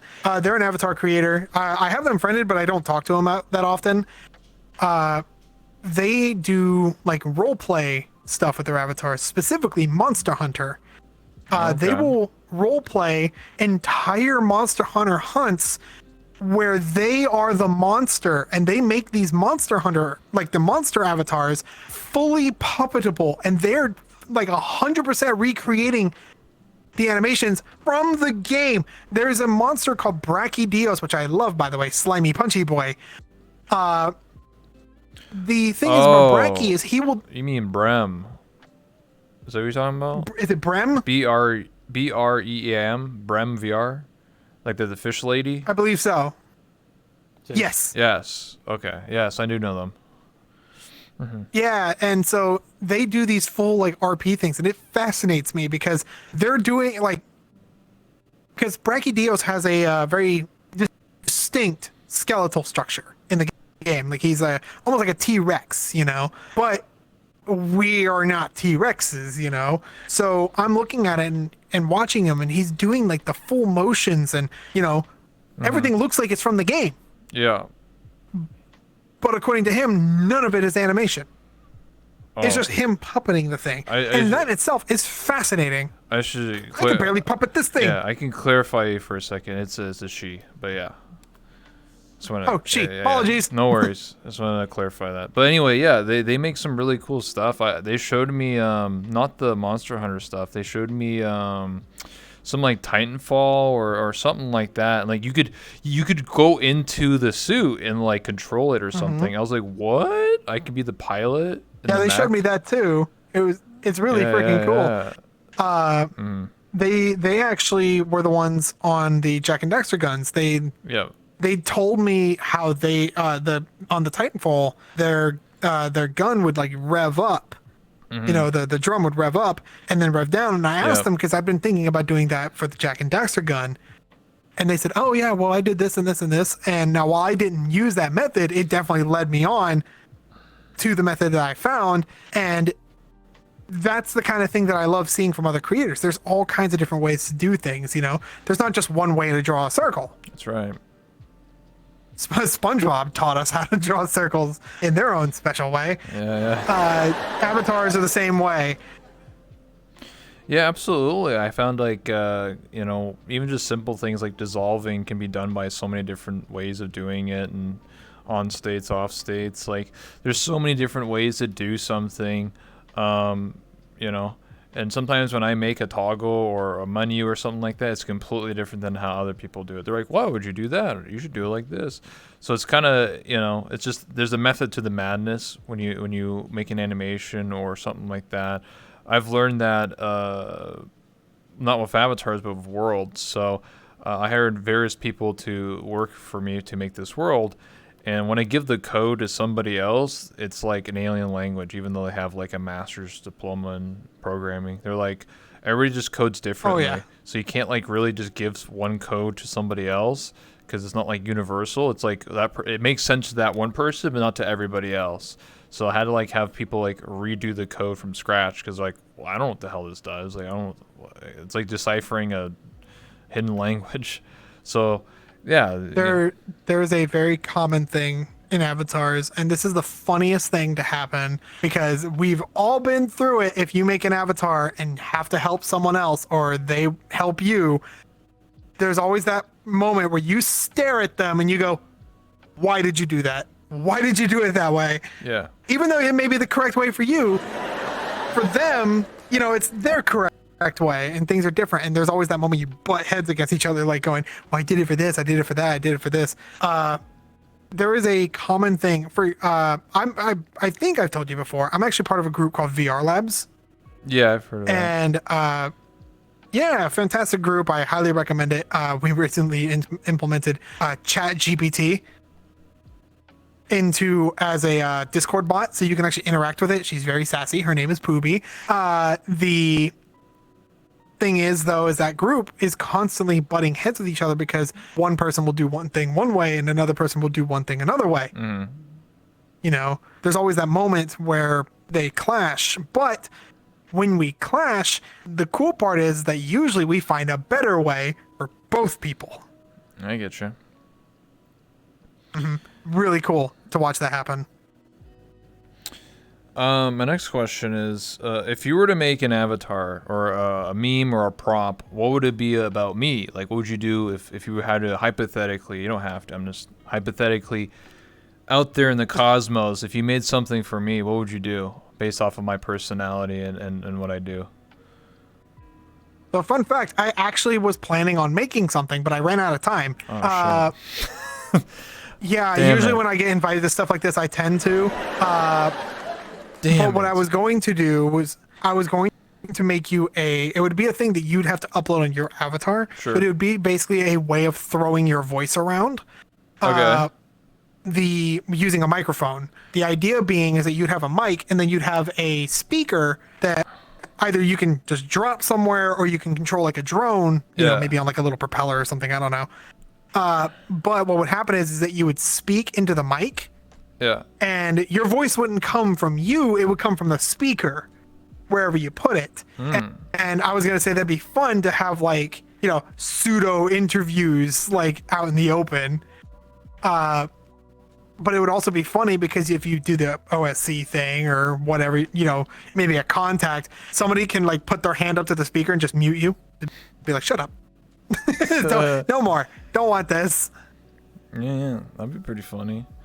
There's something like that. Because that's what I do. I interview people, so it'd be an interesting little gag to be able to like send a little copter out and like interview someone across the map or something or whatever. There's talking little to camera maybe. Yeah, a little camera, like a little drone, something like that. That'd be a little funny, a little silly little thing. The only thing I can think of is like, I don't know. Almost every day I get like, oh, why are you a female character? Or, I don't know, something silly. It could be as simple as just me getting smacked around. People like to always bully me and gaslight me every day. So, I mean, there's always simple things in life. Could make a thing for your avatar where if they hit you in the face, you know how in cartoons you get like the welt, like the circular welt with the Band-Aid on it. Just multiple of those show up. Stop abusing me. Stop, please. I gotcha. Please. And you get enough of them, you just ragdoll. Which avatar, new or old, you thought was the best that you've done and enjoyed the most using? The best one I've ever done, the one that I enjoy using the most, currently, because this is always going to change. It's always going to get better or worse depending on the avatar that I made at that moment. The one I'm enjoying using the most is the Minecraft avatar, because consider it Stockholm Syndrome in a way, because I've been working on this thing for so long that I fine-tuned it to a point where it's really comfortable to use. It's super simple and it has so many features. And it's also a blast when people come up and they realize they can hit me. They see my Minecraft damage and they go, oh. And then they just start bullying me. Yeah. Time to die. But the best avatar, though, I would say the best one is probably the Undertale avatar. I didn't make the model for it, but I love the effect and the joy that it sparks in people. Those who have even played Undertale love playing that version of the game because it's not as complicated as the actual game one is, but they can still enjoy it. They see a game that they can play in VR that isn't a world thing, and they go, oh my God, and they get so excited. And I think it's the best thing. It's my favorite thing that I see. I live for that moment on avatars where people go, you didn't, or no way, or like, oh my God, that moment. There's many different ways of saying it, but it's the same moment. It's the best feeling in the world when you've beaten someone's expectations to the point of an outward exclamation in some way. Because at that point, they don't care who's around them. They just are showing, like, hey, that's cool. And I love that moment. And the Undertale avatar definitely, like, spurs that on for a lot of people, even if they've seen it already. I gotcha. I think we're going to start taking questions now from, like, the audience / document, stuff like that. And then if you have any questions for me, and then since you're here, if you wanted to, then before we end, you can show off an avatar or two or whatever you wanted to showcase for the stream. But Could do. Yeah, so first question we have here from Ayumi. She was here early in the stream. She must have gone away. But anyway, her question is an artist question from Art for because you're an artist. She said, what's like the least liked furry type to draw? Like, what's a difficult type of furry that you're like, oh man, this commission, it's rough. Anything like that? You mean like a species, I assume? I'm just reading as written, so I don't know. Let's go on the idea of it's like a species. Typically speak from my art style, most species are fine. It starts to get really weird from mine. Not so much the species, but when there's body parts, it doesn't necessarily need to be like, these or anything like that. But okay. But like, for example, a tail or large ears or something, when they start to cover the body a lot. For example, my character has a huge tail. So let's say I want to do a shot of them like looking over their shoulder. I typically like to have the tail in shot. And so I like to try and imply that it's there, but it's huge. So I'll sketch out like the back or the head, and then I put the tail. I'm like, oh crap, all that detail is going to get hidden. It's going to suck now. So I have to like figure out how to do that. And other characters have this problem too, depending on the species. So for example, you can have a lamia, or a lamia, however you say them, this long snake lady, or whatever they're called. They are hard because there's a lot of tail that needs to be drawn, and sometimes there's a lot of detail that gets missed because of the angle of the tail or the pose. Or, for example, you can have a character that's like a lion, or like mine, where it has like the neck fluff. Yeah. And you lose, like, for example, guilty thing that I do all the time, I will draw the entire like shoulder, neck, collarbone, all of that anatomically correct as possible, and then I just draw the fluff on it and then erase it. And I'm always sad each time I do it, because I'm like, I spent all that time to make it look right, because the rest of it attaches to those parts, but it's just being hidden in the end. So it's not a matter of species necessarily, like individual species. It's just the parts that those have that hide the details that make it difficult, because those parts typically are simpler because, you know, they're usually closer to the camera. So it makes it rather difficult to fully convey what's underneath it while that thing is covering, you know? Yeah. That makes sense. Any questions from the audience? Anyone here or in the Twitch chats? In case someone's not in the studio tonight. Anybody? Raise your hand, talk, speak. Anybody? No? Or Fallen? What's your question? We can put the camera on Fallen. And then we'll amplify. Yeah, your voice is amplified. What's your question? Where do you see yourself, like, 5 to many years from now? Other than man. passed out in the back alley from drinking, I have no idea.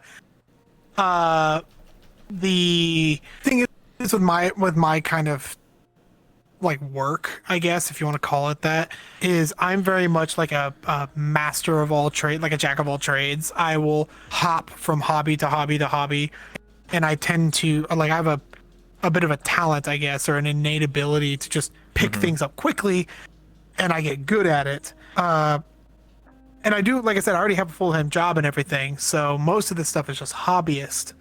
So if I'm still enjoying, you know, making models and stuff in 5 years, and VRC hasn't imploded by then, then I'll probably still be making models, and I'll be making way more in-depth ones. Hell, maybe by that point, Unity, our version of Unity, or has been updated enough, or maybe we'll be on Unreal or something, and I'll fully import the Ender Dragon fight from Minecraft at this point. But I'm crying at thinking about making that. The thing is, though, is like with art is a major passion of mine, so I'm still going to be doing that in 5 years. It's still going to be stupid shit posts, but it's still going to be art. Okay. We have a question in the chat here from Jib. How has your workflow changed as you learn new pipelines, and what was the biggest change to your workflow over the course of your career as a game dev? My biggest change was when this is going to be a bit of a shameless plug for anybody who makes models. You're going to have to look this up. Okay. There is a guy that is a good friend of mine named Dreadrith. Dreadrith makes scripts for Unity and for VR chat content creation, and he made a script called Controller Editor. We in VR Labs call it just CE for short, but CE basically changes the entire pipeline of making animations. For example, if in making animations for a toggle, let's say you have two nodes where you have an off and an on state. Normally you'd have to right click, make transition, go here, then, you know, set it all up, and then make the, you know, do the same in reverse. However, Controller Editor allows you to do this. You make the transition for the first one, say let's go off to on. You set it parameters true. All you then do, right click the transition, reverse. It will instantly take that transition, make the one go back, and then set it to false. So now you have an on-off for everything, and it's super simple. And that's only the bare minimum of what this thing can do. It can do multiple transitions at once. It can do editing, a bunch of transitions at one time. You can drag and drop animations into the nodes as opposed to having to click them each individually.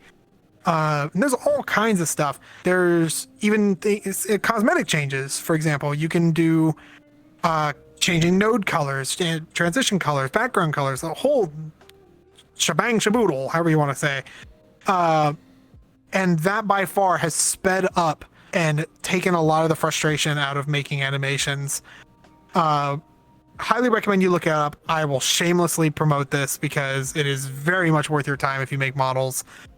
Other than that, though, the biggest change without external help has been to basically figure out your own speed and keep that consistent.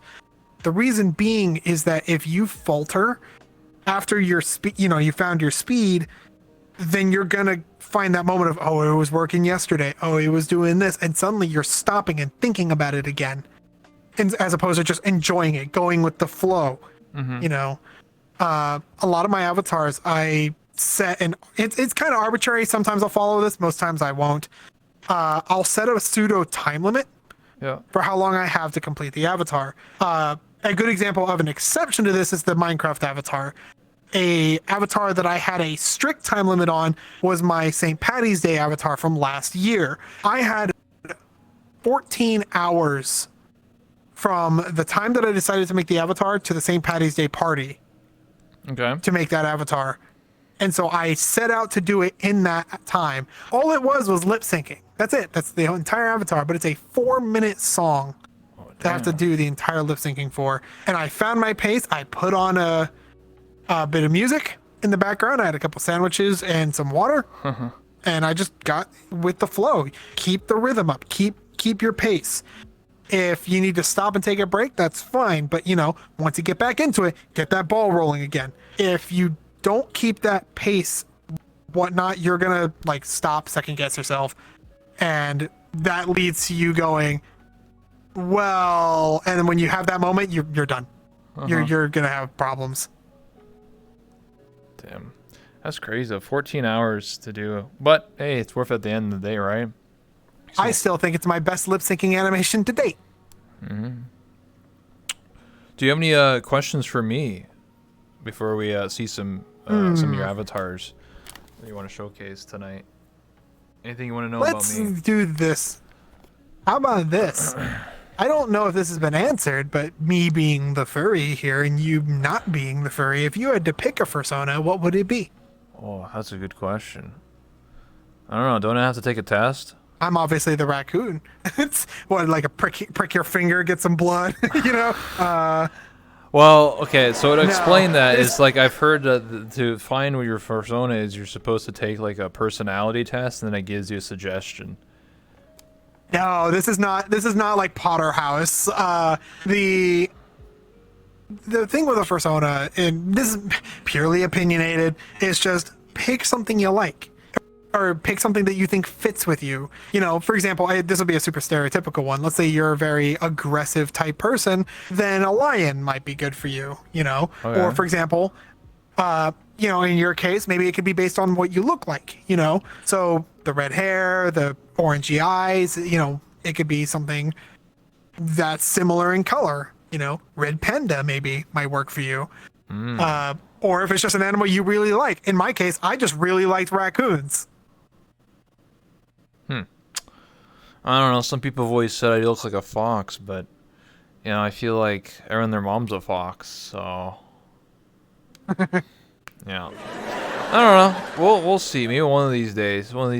I'll just pop on the stream, and you're like, "What's this new avatar?" And you're like, "Oh shit, what the hell?" And then, we'll just slap some cardboard cutout ears and a tail on you. I mean, I have a bunny girl outfit that just has bunny ears and a tail. So I mean, that's why not? I think a bunny would actually fit you pretty well. I mean, that's my last outfit was because this year the rabbit, so we made like a bunny girl outfit, like a Chinese dress. Zenfia was the one who made it for me, and so since the ears and the tail are already made, I could technically attach it to any avatar as a toggle, so I could just be a human or a bunny girl or whatever. I don't know. We'll see. You know, it's something. What was it? When I interviewed OK Donuts, who is a snake, or no, he's like a viper. He said to me, how many subs would it take you to like have a furry avatar? And I said at the time before that interview, I would just say like 10,000, like some ridiculous like number on Twitch. And then he was like, "What's the lowest you would go for?" And I said, "Oh, probably like 2,000, because I have to pay the model. I want to get a nice one." So yeah, 2,000 subs. It hasn't happened yet. You know, I'm only at like 70 subs, so you know. They got a bit of a climb. Yeah, a bit of a climb there. Some oiler will come in and be like, "Oh shit, okay, fuck," you know. You got that one like suspiciously rich furry come in, you know. It's like, here's all the money. Twiggling their Trust me, mustache. I know the joke too. I know the meme too. No, you asked me about worlds that I've been to and whatnot. Is there any worlds other than obviously this one that if you could go to right now, what would it be?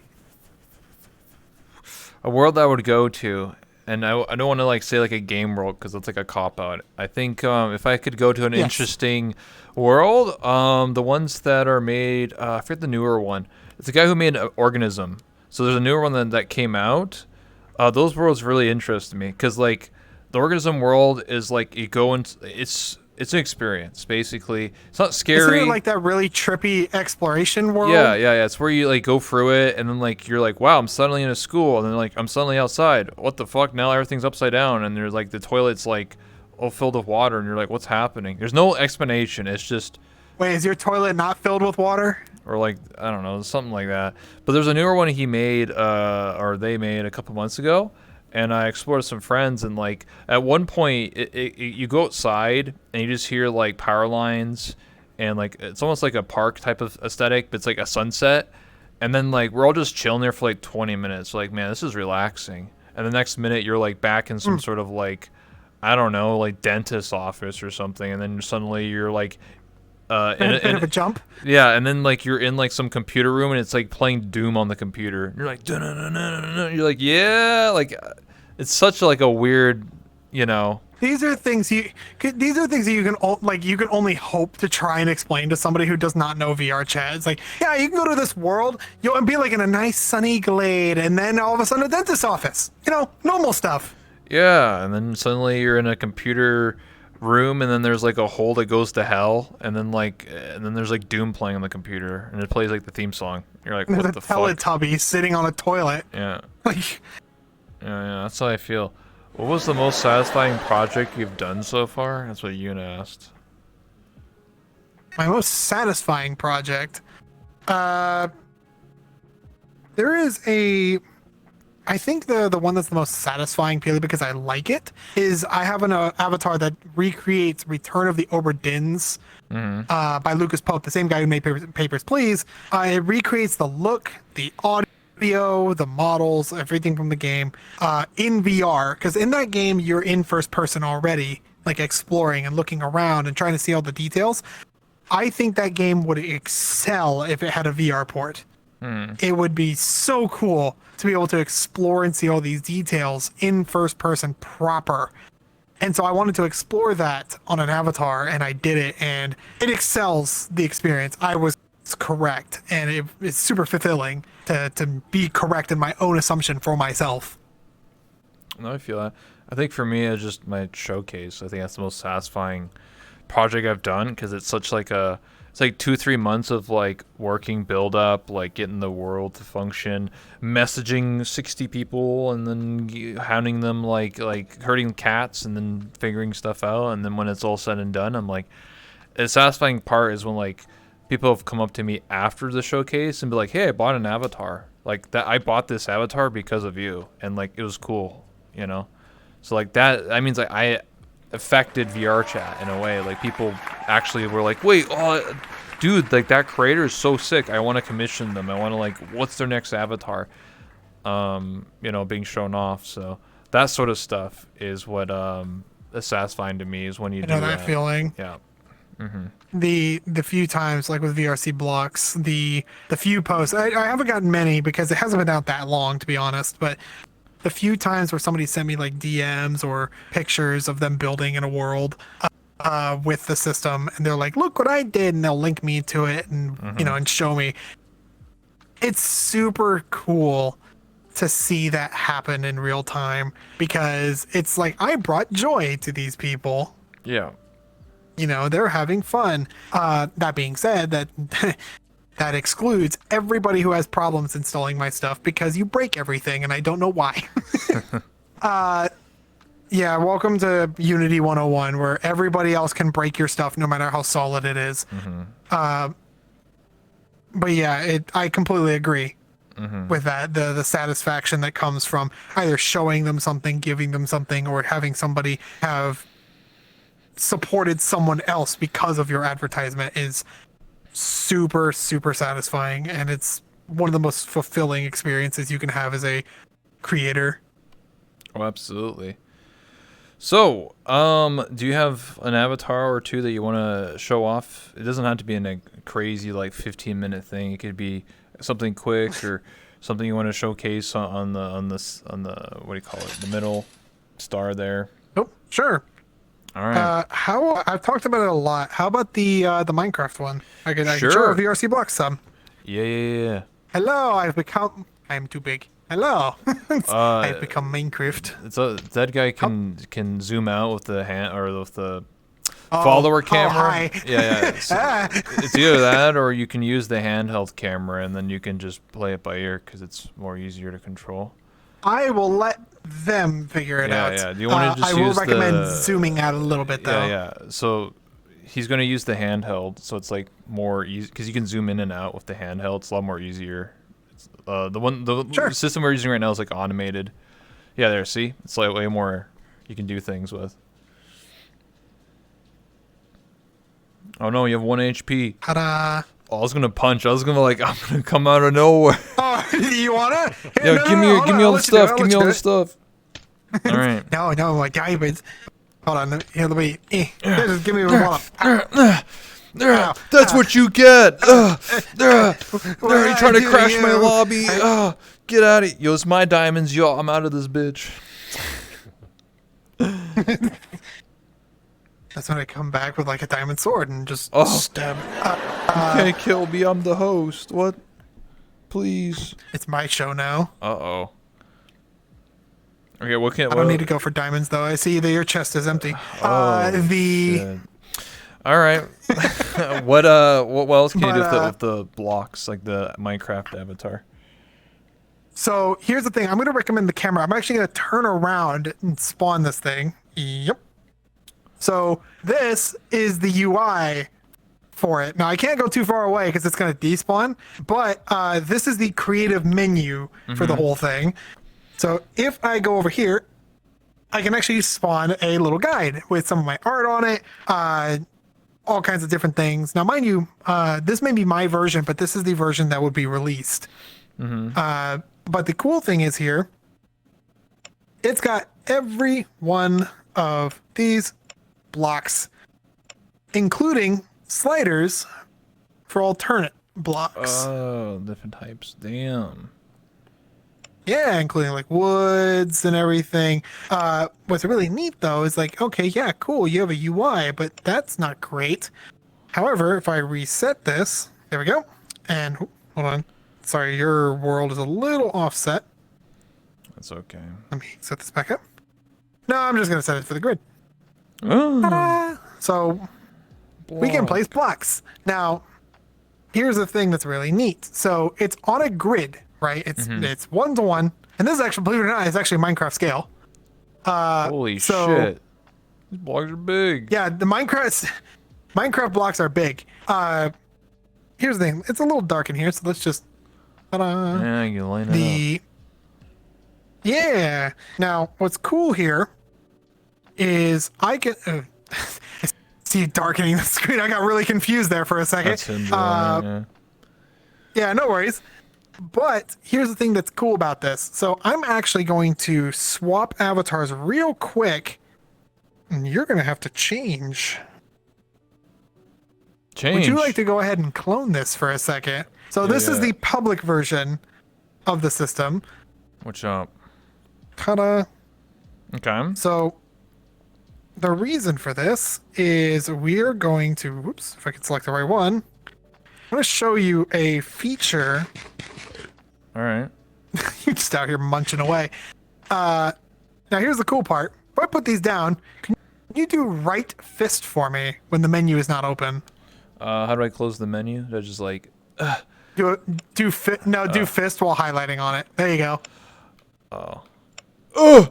There you go. Am I good? But you see, you have a pickaxe. Yeah. Okay. Yeah, And then I go go like... for it. I'm mining away. Yeah. So, What's up? I'm just eating. So this constantly. entire system is co-op enabled, in its entirety. You were just dumbing away. There is a bow on there too.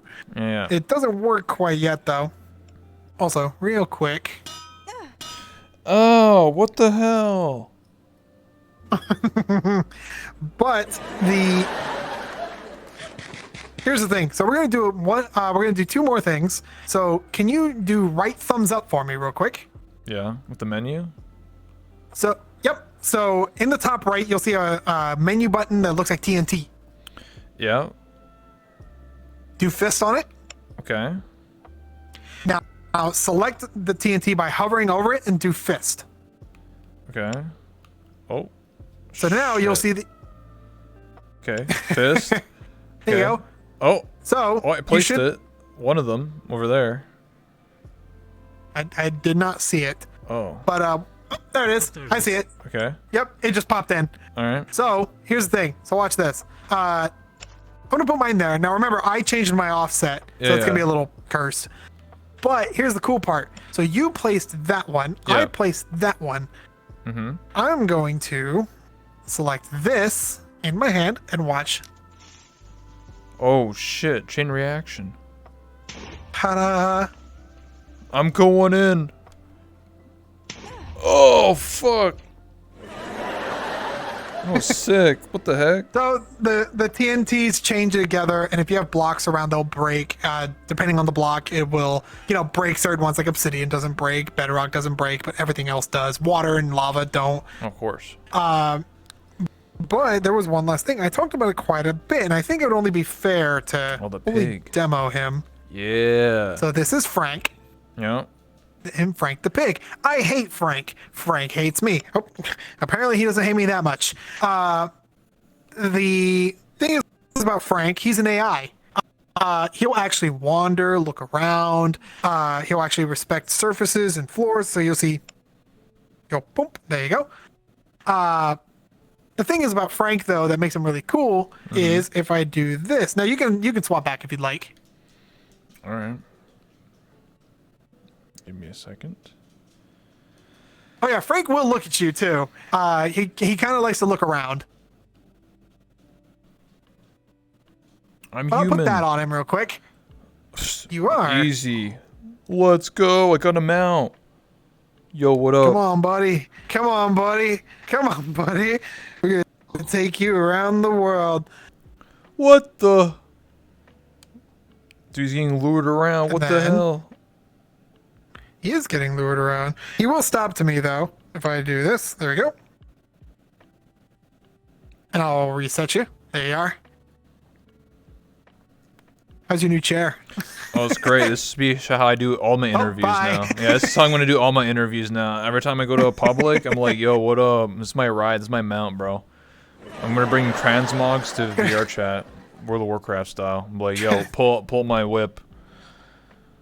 The thing is, he really does not want you looking at the camera. He just constantly turns around away from Yeah. it. You have to recalibrate. No worries. This avatar is 2 years old, so it breaks stuff. So I just wave and it fixes. My newer avatars there don't you do go. that. Yeah. This one's just really old. And so I guess the other I wanted to show one other. Let's see, what would be a fun one? You know what? I'll do this one. A lot of people seem to like this one. Mario. Mario. It's Wario. Luigi. Wahoo! And so I have all kinds of little jumpy noises and whatnot. The thing is, though, this avatar is purely like it was a. Believe it or not, this is actually before the Mario movie was announced. Oh, okay. That I made this. I made this as a. Honestly, because I wanted to make a funny few jokes. For example, can I see your hand? Either one, doesn't matter which. Yeah, do you want to take that hand, put that in there? Oh, my hand! What the hell? My Phantom Sense. No, I'm just kidding. My Phantom Sense. So this is Frederick. Frederick is my chain chomp. And of course. The thing is, he tracks your hand 1-to-1. So as you move around. But to get rid of him, you have to just hold the chain for about 2 seconds. Oh. Damn. Is that easy? There you go. Yeah, it's that easy. Then you also have this. Oh. You know what this does. Yeah. Yeah. I'm getting all the coins, bro. I'm gonna buy all the mushrooms I need. Super Mario. Oh, I ran out. Damn it. So this has a random assortment of coins. It could be anywhere between 1 to, like, I don't know, a bajillion. It depends on your RNG at that point. But every time you hit it, it'll make a new coin. And then if you run out, it breaks. Every 10, you'll get a power up. Most of the time it's 1-ups. But there are a few others. But that's not the main thing about this avatar. The main thing, believe it or not, is the hat. Oh, Here's the thing. If you've played Mario Odyssey, this might seem familiar. Whoa. You can just shoot it around. Yeah, you got Cappy, so I can throw him around, bring it back. But here's the thing. Cappy needs a participant. Whoa, what? Dude, I'm WingmanDraws now, dude. Pff, yo, what up? Now they're part of me. You mean you're me? How What? dare you speak for me? Oh, shit. You're my subconscious. Don't know. Every time I go to FPT Heaven, now you can be the person in my ear. You can, like, talk to me. We? Yeah, We? Yeah. Who's we? Yeah, we can pick up the girls, The girls, we can pick up all the females. We clearly know what we're talking Yeah, about. of course. We can pick up all the bitches, you know what I'm saying? Gonna make sure to call them kitten. Oh, God. Yeah, I already have a few Discord kittens. Yeah. Oh God, no, please. I'm done. You go on your own. No, but this is the same thing as the bear trap that I have on another avatar, Yeah. the chain chomp, but I'm using it in a much more advanced way. What's even neater about this? So watch this. I'm gonna throw this out. Oops, a little low. There we go. So I can leave him there, just like in the game. Yeah. Like when you hold the button, he'll stay. Now, if you walk into it, Oh, shit. yeah, so you can do Yeah, kinds yeah. of wonky capture stuff like that. And as you saw, my voice gets thrown around. Yeah, I saw that. So Could you make it a way where, like, only I can hear you and you're like my subconscious demon inside of me?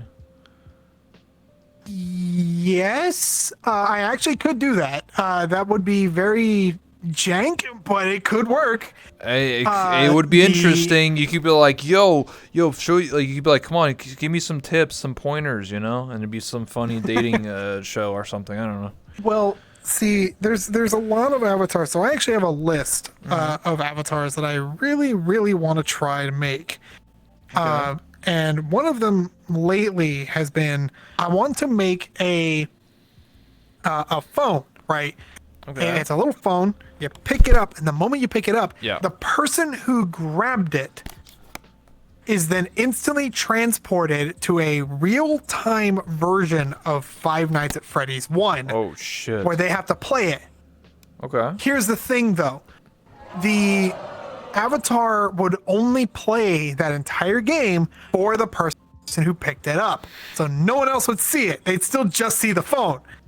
And The funny thing is imagine this. You go to the Black Cat, you see somebody pick up the phone. Next thing you know, they're freaking out. They're trying to figure out what the hell's going on. And it's like they're swatting a ghost. They can't see shit. Or another example of this that I wanted to do was to have basically, it would be basically like a little gun or a tracker dart. But I hit one person and then I hit another person. Both people are independently brought into their own separate rooms. Have you ever played a game called It Takes Two? I've heard of it. Yes, I know about that game. Yeah, where you split screen. Yeah. Yeah. Kind of. The idea being that you have two people that need to work together in order to finish puzzles. And so imagine that you have an avatar that you hit one and then hit another, and then you basically have that same gimmick between two people in VRC. You have one person that has like, oh, I got to grab this, and it activates something for person number two. Yep. Number two does this. But if person number two tries to leave that area and looks at person number one, they see nothing. Oh, okay. True co-op experience. And so, yeah, it's stuff like that I really want to see in VR. I mentioned it before. There's a lot of games and mechanics and stuff that don't really like come full circle in VR. One of these games that I really like is Keep Talking and Nobody Explodes. Okay. This game is great because it causes panic and makes people realize how bad they are at giving instructions. The thing is, though, is that that's the only game that I have found where you need two people to do that. So I want to make an avatar that I can just do that in any world. Skip the world process. Just put it on an avatar. Bring it wherever you want. Mm-hmm. Portable bomb defusal. I understand. Yeah, exactly. Portable bomb threats. Portable bomb threats. Exactly. Let's go back down to sit down because we're gonna be wrapping up here in a minute. But is there any final words you'd like to say to everybody watching? For those who have been watching me for a while and sticking with me for a long time, I really appreciate it. It means a lot. I know I'm not the most consistent with either release schedules or streaming and stuff like that, but the times that I am around and you guys are sticking with me, it means the world. Because I'm a lonely bastard and you guys are my friends. But stop it. The thing is, just thanks for having me around. I said I was a social butterfly and I like to talk a lot. Well, guess what? I am charged. Heck yeah. Well, I appreciate you for stopping by, Wingman. I appreciate it for being here, and shout out to you on your Twitch, twitch.tv/WingmanDraws. Go check them out when they go live on their next stream, whenever you have time. And thank you so much. I really appreciate it for coming by and being part of this interview and showing off your avatars and explaining how the method to the madness. I appreciate everything like that. So thank you. Thank you, everybody. Shout out to everybody watching on Twitch. Shout out to everybody in the audience. Appreciate it. I'll see you guys later. Peace out. Mwah. Papa bless. We're going to go raid somebody. Thank you, everybody. Thank you. Yeah, and before you skedaddle, we'll take a photo. This where I Yeah. Oh, we take a photo. Okay. Yeah, I do it after the stream, but I have to find someone to raid real quick. I mean, yeah.